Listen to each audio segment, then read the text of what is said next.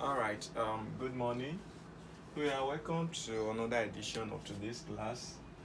By God grace, we'll be dealing on naming of organic compounds. Now, in naming of organic compounds, there are a set of rules that you are going to abide to when you are naming a compound, and is known as nomenclature. Nomenclature is a system of naming. So in terms of organic chemistry, it is a system of naming what organic what compound. Okay. Now, in naming of organic compound, like I said earlier on, there are a set of rules that you must obey, and these are some of the rules I listed in this place. Now, the first thing you should take note of outside this rule, okay, first thing that should come to your mind, you must know the root words, okay, of the organic compound. The root word are the med, ed, pro, but, paint, as, ept, opt, non, deck, on deck, and so on and so forth. Okay, now the root word are the numbers of the carbon. It's just like your number 1, 2, 3. If it's 1 carbon, it's called met. If it's 2 carbon, it's called et. If it's 3 carbon, it's called prop. If it's 4 carbon, it's called but, and so on and so forth. Then the next thing that you should consider is the parent's name. If it's alkane family, which the parent name end with ane, become methane, ethane, propane, butane, pentane, and so on and so forth. If it's alkane family, the parent name end with ene. It becomes what? Ethane, butane, propane, as ethane, and so on and so forth. If it's alkyne family like that, and like if it's alcohol, it becomes methanol, butanol, propanol, hexanol, and so on and so forth. So the first thing that comes to your mind is the root word. Now, once you know the root word, another thing that should come to your mind is the parent name, which is the functional group. In my previous slide, I told you that the functional group is a group of atoms, or an atom that defines what a particular structure, that define that particular structure of that particular family, and it also determines the properties of that particular family. The functional group will tell you, or will give you a hint of what family that particular structures belongs to. Okay. Then another thing that should come to your mind is the substituents. The substituent group, these are other groups that are attached to the carbon structures. Okay, all those other groups that broke out from the chain, from the carbon chains, okay, is known as the substituent. Just like your halogens, the most common halogens we have is mainly chlorine, bromine, iodine, fluorine, and maybe you're having nitrogen, you're having oxygen, and so on and so forth. They are also used as substituents. Then just like your alkyl group is also used as a substituent. Now, the alkyl group, that is when an alkane loses one hydrogen, it becomes what? An alkyl. So sometimes the alkyl group is mainly used as substituent because the alkyl group does not have what? A functional group. Alkyl group does not have a functional group. To have your alkyl group is when an alkane lost what? One hydrogen, becomes what? An alkyl, like your methyl, ethyl, propyne, butyne, and so on and so forth. All right. Now, in coming back to this place, in naming of organic compound, now number 1 step you take is to identify the longest carbon chain. Now, the longest carbon chain is also known as the parent chain. That's one thing that should come to your mind. You must take note of, okay, which of the chain. It's sometimes you might have a branch chain, you might have a straight chain. Having a straight chain, that one is very easy. Now, when you are not considering of identifying the longest carbon chain, is when you have a branch chain. Okay, whenever you have a branch chain, you consider the longest carbon chain. Okay, then the next thing that should come to your mind, you identify all of the substituent group. Now, the substituent group, there are other groups that are attached to the carbon structure. So by the time we start taking some questions on this, so you'll be able to know which are the substituent group and the parent chain, and so on and so forth. Then the next step you take is to number the carbons of the what? Or the parent chain from the end, that give the substituent the lowest number. What they are likewise trying to tell you there is that whenever you are naming a compound in terms of alkane family, you start your number from the side that is closer to the substituent. Counting in organic compound, there's nothing like front and there's nothing like what? Back. Okay, so that's why whenever you are numbering, you start your numbering for the side that is closer to the substituent in terms of arcane, not in terms of arcane and arcane now, in terms of arcane. Okay, now, and another thing, if there is a functional group, okay, you start your numbering from the side that is closer to the functional group, not to the side that is closer to the substituent group. That's why I put it, said if there is a substituent and a functional group in the structure, the lowest number is given to the word, to the functional word group. That is, you start your numbering from the side that is closer to the word, to the functional group, and not to the substituent. But if there is no functional group, okay, maybe you are naming your arcane members, you, in terms of arcane member, you start your numbering from the side that is closer to the substituent word group. All right, the next thing which is number what, 4, I say if two or more substituents are in equivalent position, assign the lowest number to the one which we come first in naming. That is, whenever you are counting from the both sides, and let us say you have your metai, when counting from the left, you have it at the second position, and when counting from the right, you have your itai at the second position as well. Now you are now contemplating which side will be best for me, or which side should I start my numbering from. Should I start from the side that have itai, or should I start from the side that has what, itai?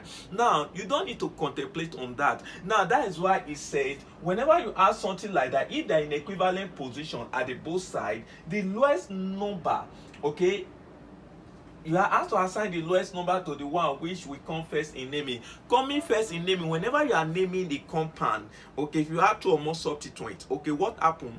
To name it, you list them in alphabetical order using the base letter or the base name.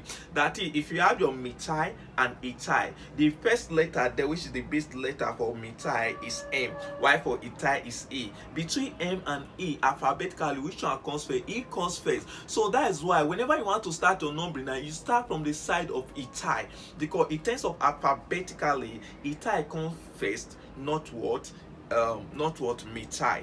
Okay, now the next thing again is that if the same substituents occur more than once, the location of each point on which the substituent group occur is given.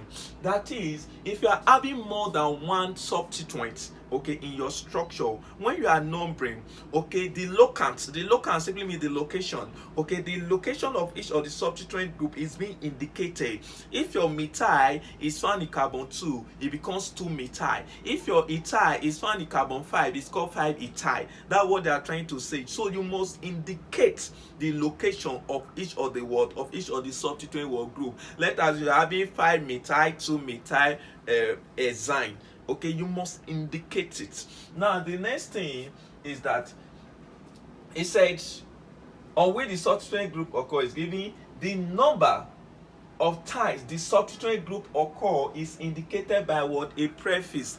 Prefix are words that are added to the beginning of a word to change its meaning, while suffix are words that are added to the end of a word to change its meaning. In terms of prefix, your prefix are mainly used as a substituent here, while suffix are mainly used as the parent chain. Okay, now in terms of the prefix here, you can use the word di, tri, tetra, penta, ezi, and so on and so forth. For example, if I'm having like 2 metai in my structure, maybe I'm having it at the position of 2 and 5, I can call it a 2, 5 di metai because I'm having 2 of it. If it's 3, I can call it 2, 4, 5 tri metai. Okay, before I give the word the suffix, which is the parent word chain or the parent's name. Then the next thing that should comes to your mind, okay, is that if there are 2 or more different substituents, they are listed in alphabetical order using the base name. I've said that before. If you are having your metai in the structure, you're having your itai, you're having your chloro, what do? To name your your compound, you are going to use the first letter for each of the substituents. Okay, you must ignore the prefix. You don't consider the di that is there. You don't consider the tri. You don't consider the tetra. You only consider the what, the substituent word group, the first letter. Okay, if you are having your chloro, you are having your methyl, and you are having your ethyl. The first letter for chloro is C. The first letter for ethyl is E, and the first letter for methyl is M. Between C, M, and E, which one comes first? C comes first, followed by E, and followed by what, M. So you name your chloro first, followed by your what, ethyl, and followed by what, methyl, before the parent word's name. So that's what they are trying to tell you there.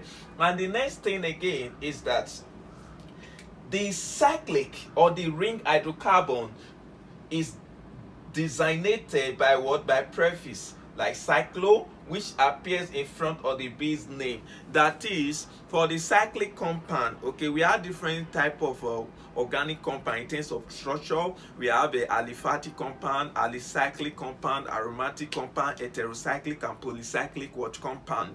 Now, in terms of your aliphatic alicyclic compound, then we normally use the word, the prefix, which is what, cyclo. You can call it, maybe in terms of arcane, it's called cycloarcane. Maybe you are having like enzane now, you can call it cycloenzyme, cyclopentane, cyclopropane, cyclo, like that, in terms of what, in a ring word structure. Okay, then another thing again is that actually, whenever you are naming, there is no space. You don't space the word. You don't space the word. So when you are naming a compound, there is no space. You don't space the organic compounds in terms of naming. They are all linked or merged or joined towards together. That is why whenever you are naming, a comma is used between what, numbers. A comma to separate number from number. Maybe you are having 2, 3. You can call it 2, 3. So a comma is used between what, numbers. Now, to now separate number from a letter, what do? You use what, a dash. And dashes are used between what, letters and number. Okay, that is, if maybe I'm having 2, 3, then I can put what, dash, maybe dimethyl. Okay, so to separate your words from your numbers, you use what, a dash. And to separate number from number, you use what, a comma. So comma is used between what, numbers, while a dash is used to separate what, between what, numbers and what, and letters. Then there is no space in what, in name. There is no space in what, in name.